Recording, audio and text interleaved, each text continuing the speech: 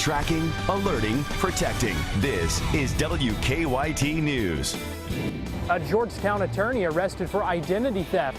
What police say she bought with credit cards that weren't hers. What a Texas nurse who contracted the Ebola virus said from her hospital bed before being taken to a specialized facility. A Halloween to remember. That's what one woman is trying to accomplish for less fortunate kids here in Lexington. I'll tell you how coming up. WKYT News starts now. Good evening. Tonight, a Central Kentucky attorney faces charges because police say she stole someone's identity, and police say the victim is one of her clients. Georgetown police arrested Rhonda Cooper. They say she took out many credit cards in a client's name and quickly racked up charges. WKYT's Garrett Weimer is tracking the investigation. It's tonight's top story. Experts say it can happen to anyone. One Georgetown woman knew her identity was stolen when police say she got bills for credit cards she didn't even have. She started getting credit letters, you know, you're late on your payments to this Discover card. And she's like, I don't have a Discover card. And then she starts getting the collection calls, your account's past due. Then this just kept going on and on and on. So she's working back through it, and then she realizes, you know, my identity's been stolen. Police say they traced the credit cards back to this woman, Rhonda Sue Cooper, an attorney who suddenly finds herself on the other side of the law. According to the arrest citation, the victim was one of Cooper's clients. Cooper practices law under the last name of Melton at her office here in downtown Georgetown, where she was arrested. Police say Cooper used the credit cards for things ranging from bills to a night out. There was gas at gas stations. I think there was concert tickets for a concert, hotel rooms. As police say the victim disputes her credit card bills, Cooper, whose office is right across the street from the courthouse, now faces 6 counts of an identity theft charge, one for each card she's accused of opening. In Georgetown, Garrett Weimer, WKYT. Cooper was released on $5,000 bond. We reached out to Cooper this afternoon. An associate told us she was not in the office and would not comment. She then told us to direct any questions to Cooper's own attorney. Tonight, we are tracking a murder investigation at a Morgan County home. Investigators say someone shot and killed a man. It happened today at a home on Dyer Branch Road, north of West Liberty. The Morgan County coroner has identified the victim as Randy Williams. The coroner thinks Williams was shot last night, but he wasn't found until this afternoon. Both state police and the coroner say the death has been ruled a murder. At this point, police have not made any arrests in the case. They're also trying to figure out what led to that shooting. The first nurse to contract the Ebola virus here in the United States spoke from her Texas hospital bed before being transferred to a specialized facility in Maryland. The Texas hospital where she got the virus is still dealing with the fallout over how it handled the high-profile cases. Omar Villafranca has the latest. Dallas nurse Nina Pham thanked the medical staff at Texas Health Presbyterian Hospital shortly before she put on a hazmat suit and boarded a specially equipped airplane. Pham, who is being treated for Ebola, is being moved to the National Institutes of Health in Bethesda, Maryland. The NIH is one of 4 hospitals in the country that can handle patients infected with the deadly virus. Another of those hospitals, at Emory University in Atlanta, is treating Pham's colleague, Amber Vincent, who also has Ebola. Vincent and Pham were on a team of about 75 healthcare workers who treated Thomas Eric Duncan, the Liberian man who died of Ebola last week. As Pham's ambulance left the hospital Thursday afternoon, colleagues wished her well, cheering and holding signs. But while the staff here at Texas Health Presbyterian showed support for their co-worker, some are expressing outrage over the way the hospital handled the Ebola cases. It was in disarray. It wasn't clean. Brianna Aguirre is an emergency room nurse. She says the hospital was not prepared to treat Ebola patients and that she was told to make do with inferior protective gear. Right away, I said, this leaves my neck exposed. Oh, we know, and we're having you tape that closed. In a statement, the hospital said staff wore the appropriate personal protective equipment as recommended by the Centers for Disease Control at the time. Omar Villafranca, CBS News, Dallas. Frontier Airlines says it has contacted more than 700 people who flew on the jet that Amber Vincent used to travel from Cleveland to Dallas on Monday. The CDC says those who flew in that plane are not at risk, but Frontier wants them to talk to health officials if they have any questions.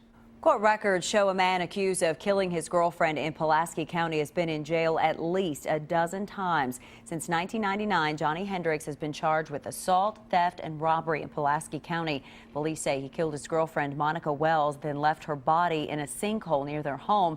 Investigators found her body yesterday. Police arrested Hendricks last night in Leslie County and charged him with murder. Wells' mother demands justice in the case.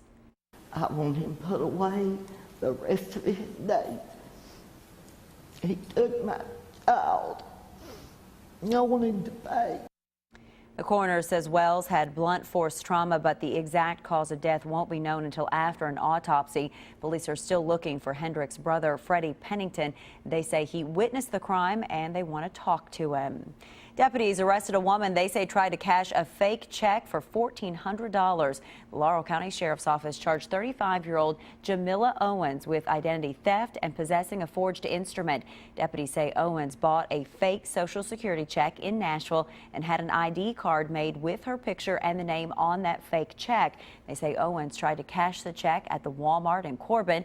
Deputies think she may have also tried to cash fake checks in Williamsburg and in Tennessee. Nicholasville police will soon have a dog to help them fight drugs. The police department has not had a canine unit the last 2 years. But now that heroin has become a problem, police officers wanted a dog to help track down the drug dealers.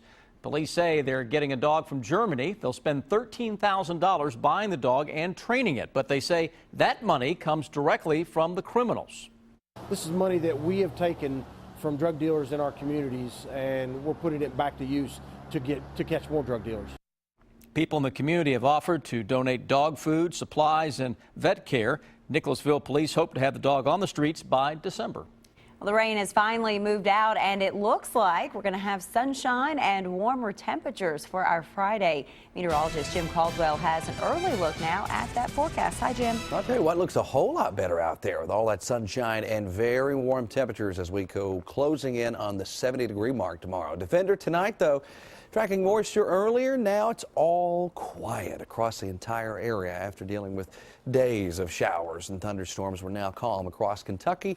That won't last very long, but let's enjoy it while we can. Skies continue to clear as we throw on our satellite animation, and you can see the skies are clearing in southern Kentucky and just out to our west as well along the Bluegrass Parkway, and it will continue to clear toward us here in central Kentucky as well as we progress through the overnight period. Temperatures already showing up in the low and mid 50s out there. I think we end up in the 40s in many cases, upper 40s in a lot of areas. Right now in Lexington out at the airport, 55, 54 in Richmond. We've got a 50-degree reading already showing up in Somerset where the skies have already cleared. Keep that in mind. Mostly clear in the morning as you head out the door, a little on the chilly side around 49 degrees, but look at noon, or right around the noon hour at least, 63. And then we get up to around 70 degrees for daytime highs. A little bit of a breeze out there as well. You might need it. That's awfully warm compared to what we've had here recently. But changes come again for the weekend. I'll have the very latest for you coming up. Jim, thank you. With Halloween just a few weeks away, many children are thinking about their costumes for trick-or-treating. For some families, though, Halloween costumes are just too expensive. But a Lexington woman has made it her mission to help them, and it all started with one Facebook post. WKYT's Jerry Hinsko shows us how this woman is making sure that all children have a sweet treat for Halloween. I love Halloween, so yes, it is fun. Get to be somebody that we're not. Kids look forward to just that. They can be their fairies and their monsters and pirates and all that kind of stuff.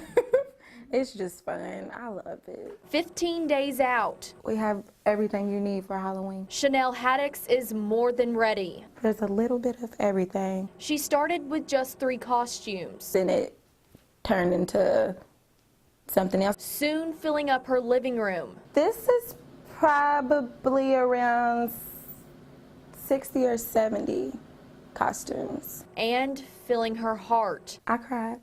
Yes, I did.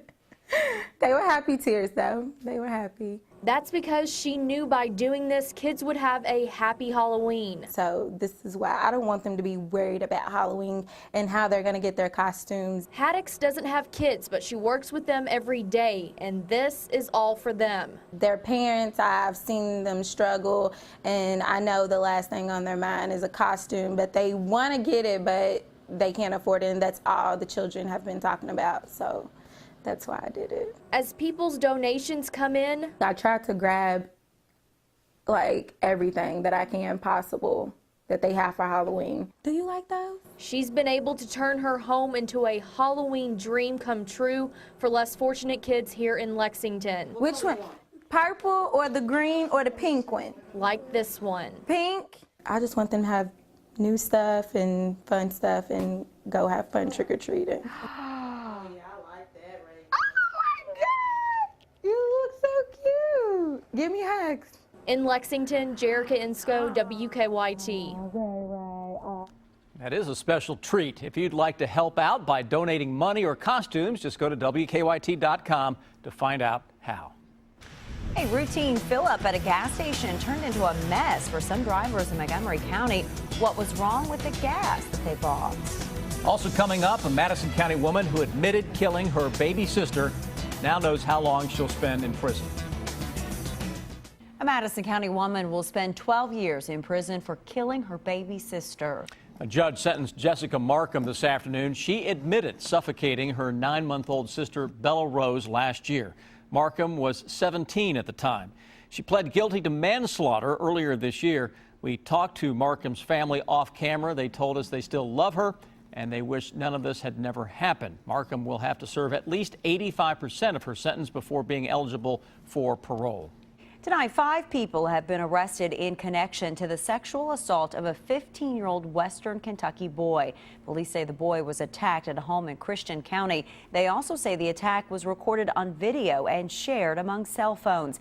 Police say the boy was in critical condition after the attack, but he is improving at a hospital. They have arrested 3 adults and 2 juveniles in the case. Police say the victim knew the suspects. Some customers of a Montgomery County gas station say the gas they bought there messed up their cars. They say after filling up at the Camargo Road Shell station, their cars soon stopped working. An owner of the gas station told us water got into the gasoline supply, causing the problems. Leaves had covered the drain grid and overflowed and went into one of our spill buckets on the unleaded, which had a defective drain in it, and it's gotten some water in the no-lead gasoline. Owners say an insurance adjuster will contact at least 4 people who had car trouble after buying gas there. A crew from Kentucky Petroleum Supply inspected the gas pumps and helped fix the problem. 3 workers were injured in Jefferson County today when a building under construction partially collapsed. It happened in Middletown, just outside of Louisville. Investigators say workers were framing a new shopping center at the time. They say none of the injuries are life-threatening. They're not sure what caused the collapse. A project to expand the Mountain Parkway is moving forward. The governor helped unveil a new sign for the parkway in Magoffin County today. The project will expand the Mountain Parkway to 4 lanes in Magoffin County. State leaders say that will make it safer, and they think it will help the economy. If Eastern Kentucky is not doing well, the Commonwealth's not doing well. So this is a major linchpin into making Eastern Kentucky really take off. And thanks to a $24 million grant, construction on the expansion project is starting ahead of schedule. The National Corvette Museum will soon fill a massive sinkhole that swallowed some Corvettes in February. In about 3 weeks, crews will begin filling the sinkhole and finish repairs to the Sky Dome. Museum leaders think the project will be finished by July. The sinkhole has become a major attraction at the museum, but if you want to see it, you only have until November 9th.